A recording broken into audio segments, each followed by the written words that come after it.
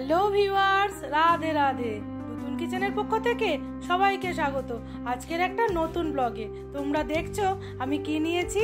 আমি আজকে সাবু মাখা করব, সেই জন্য আমি এইগুলো সব ব্যবহার করব। চলো তাহলে মেখে নিই। দেখো বন্ধুরা, বড় দানা সাবু কিরম ফুলে ফুলে উঠেছে। এই দেখো, এরকম ভাবে সাবুটা ভিজে গেছে। এবার এর মধ্যে যে জলটা আছে এটা আমি ফেলে দেবো। এইবার পুরো সাবুটা জল ঝাড়িয়ে নিয়েছি, কলা দেব। এইবার এর মধ্যে স্বাদ অনুযায়ী চিনি দেব। এইবার দেব টক দই,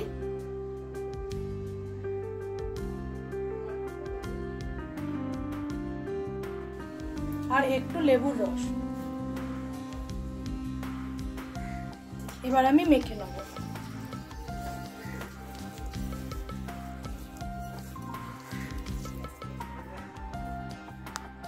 আমি সাবুটা একদম সুন্দর করে মেখে নিয়েছি, নিয়ে হাত ধুয়ে নিয়েছি।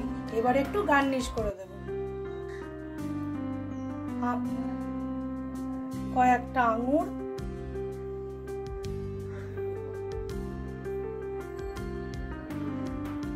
একটু দেখতে সুন্দর করে নিচ্ছি। যে কোনো উপোসের দিনে আমি এরকম ভাবে সাবু মাখা খাই। এইবার একটু আমসত্ত্ব দেব। দেখো, বেশ দেখতে সুন্দর লাগছে না? তোমরা এইরকম ভাবে বাড়িতে যে কোনো উপোসের দিনে বানিয়ে অনায়াসে খেতে পারো, ঝটপট।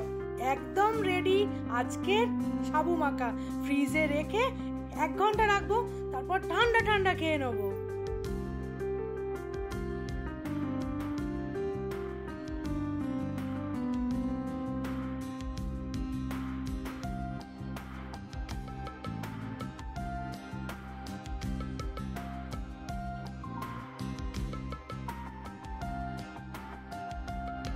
আমি ততক্ষণ সাবু মাখা খাই।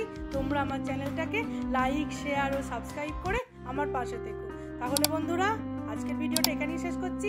টাটা।